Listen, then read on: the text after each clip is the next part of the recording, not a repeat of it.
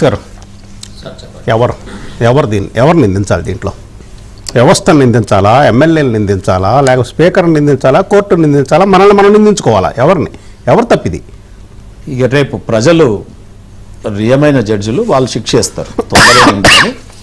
అయితే ఇక్కడ మనం గమనించాల్సింది ఏంటంటే ఎంత అన్కాన్స్టిట్యూషనల్గా కాన్స్టిట్యూషన్లో ఉన్న లొసుగుల మీద వారు కాపాడుకునే ప్రయత్నం చేస్తూ ఉన్నారు తప్ప ఇది 10th షెడ్యూల్ ఏమో కానీ ఈ టెంట్ వేసుకొని మారినట్టుగా హార్స్ ట్రేడింగ్ మారినట్టుగా జరుగుతూ ఉంది.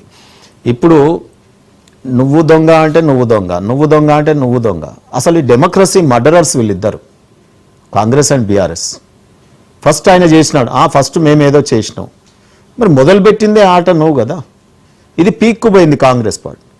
అసలు నిజంగా కాంగ్రెస్ కూడా ఇవాళ వారి నాయకుడు రాజీవ్ గాంధీ గారు తెచ్చినటువంటిది మీరు చెప్తా ఉన్నారు యాంటీ డిఫెక్షన్లా.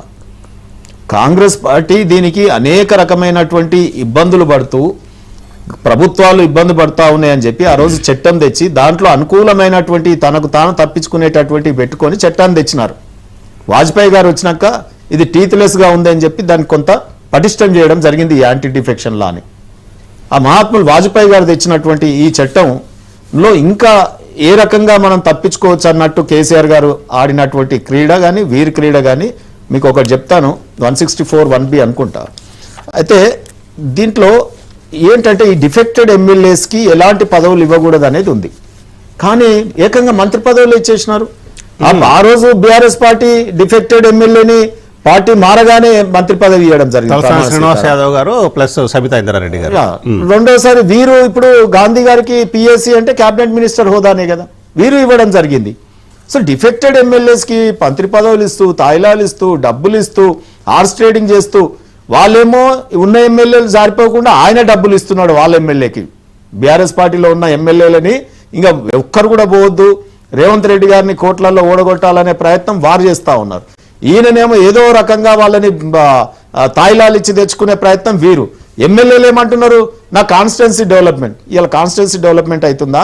మీ కబ్జాల కోసం పోతురా, మీ సెల్ఫ్ డెవలప్మెంటా, మీ వ్యాపారాల కోసమా? ఇది ప్రజలకు ఏం ఉరగబెట్టారు? సరే మీరు పార్టీ మారడం వల్ల మీ కాన్స్టిట్యున్సీలలో ఏ కాన్స్టిట్యున్సీలో ఏం ప్రాజెక్ట్స్ వచ్చినాయో చెప్పండి. మీరు ఇలా మారిన వాళ్ళు ఎంత సిగ్గు ఎగ్గు లేకుండా ఎమ్మెల్యేలు కూడా ఇవాళ అంత వెన్నుముక్క లేని వాళ్ళు పార్టీ ఎందుకు మారినరా అంటే ఐడియాలజీ గురించి పోలే, మీరు ఒక ఐడియాలజీ గురించి మారలే. మీరు ఇవాళ నీ సొంతం లాభాపేక్ష చూసుకొని మారిరు ఇవాళ ఎమ్మెల్యేలు. అంతే కదా ఇవాళ ఏర్పడతా ఉంది మనకి. నేను ఇంకోటి అడుగుతాను, ప్రతిపక్ష నాయకుడు సుదీర్ఘమైన ఎక్స్పీరియన్స్ ఉంది, మరి వారు బయటకు వచ్చి అసెంబ్లీకి వచ్చి ఒక ఏదన్నా మోషన్ మూవ్ చేసి దాని మీద విప్ జారీ చేస్తే వీళ్ళ బండారం బయటపడదా? ఇప్పుడు ఈ ఎమ్మెల్యేలది, ఈ పార్టీ మారిన వాళ్ళది ఆ విప్పుకు అనుగుణంగా వేయకుండా మీరు డివిజన్ ఓటింగ్ అడిగిరు అనుకోండి, ఎంబడే ఇదైపోతారు కదా. సో ఆ రకంగా చేయరు. లేదు పార్టీ మారిపోయారు, సరే వాడు ఎంత మంచోడైనా చెడ్డోడైనా వెళ్ళిపోయారు కాబట్టి నేను సస్పెండ్ చేస్తాను నా పార్టీకి వెళ్ళని సస్పెండ్ చేయట్లేదు వీళ్ళు. వాళ్ళు ఆ వచ్చిన ఎమ్మెల్యేలకు ఇంకొక 10 మందిని కొందామనుకున్నారు, వాళ్ళకు దొరకట్లేదు. ఇదేదో చేపలకు గాలం వేసినట్టుంది. ఇది అవినీతి తిమ్మింగళాలు. ఇవన్నీ కూడా అవినీతి చేపలే. ఈ ఎమ్మెల్యేలు సొక్కం బంగారం కాదు, ఆ 2 పార్టీలు సొక్కం బంగారం కాదు. విప్పు విషయం విప్పు విషయం చాలా ఇంపార్టెంట్ అండి. ఎందుకంటే విప్పు జారీ చేస్తే విప్పుకు అనుకూలంగా ఓటు వేయకపోతే ఆటోమేటిక్గా డిస్క్వాలిఫై అయిపోతారు. డ్రామా ఎందుకు చేయట్లేదు అంటే వీళ్ళిద్దరూ ఒకటే.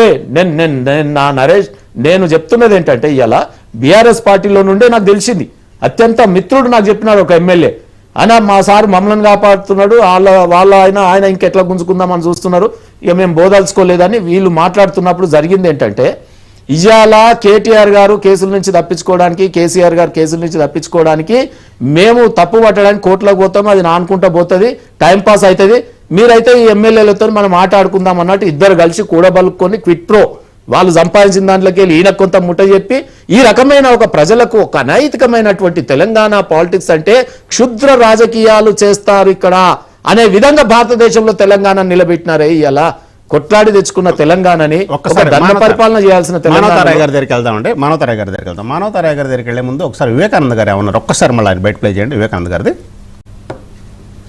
ఇప్పుడు జరుగుతున్న గ్రామ పంచాయతీ ఎన్నికలు కానివ్వండి, మొన్న జరిగిన పార్లమెంట్ ఎన్నికలు కానివ్వండి, అంతకుముందు కాంగ్రెస్ పార్టీ మీటింగ్లలో కానివ్వండి, వారి పోస్టర్లలో చేతి గుర్తులు వేసుకొని కాంగ్రెస్ గుర్తులు వేసుకొని రాహుల్ గాంధీతోని మల్లికార్జున ఖార్గేతోని ఫోటోలు తిరిగి పాఠంగానే ప్రచారం చేసుకున్నటువంటి సందర్భంలో ఇంకా కూడా మరి కళ్ళు కప్పే అంటే కనబడినా కనబడినట్టు మరి ఈ రకమైన నిర్ణయం బయటపడడం అనేది మాత్రం చాలా బాధాకరమైన విషయం. దీనిపైన బీఆర్ఎస్ పార్టీ ఊరుకునేటువంటి ప్రసక్తే లేదు. ఖచ్చితంగా న్యాయ పోరాడడానికి అన్ని విధాలుగా బీఆర్ఎస్ పార్టీ సిద్ధంగా ఉన్నది. ముఖ్యమంత్రి గారిని మేము ఛాలెంజ్ చేస్తా ఉన్నాం బీఆర్ఎస్ పార్టీ నుంచి. నిజంగానే నీకు దమ్ము ధైర్యం ఉంటే, నిజంగానే నీ పరిపాలన పైన నీకు నమ్మకం ఉంటే, విరవిగుతున్నావు కదా, నేను ఇంకా 10 సంవత్సరాల వరకు నేనే ఉంటా అని చెప్తున్నావు కదా, ఎందుకు ఈ దొంగ నాటకాలన్నీ? ఈ 10 మంది ఎమ్మెల్యేలతో రాజీనామా చేపి ఉప ఎన్నికలకు రా. నువ్వు వచ్చిన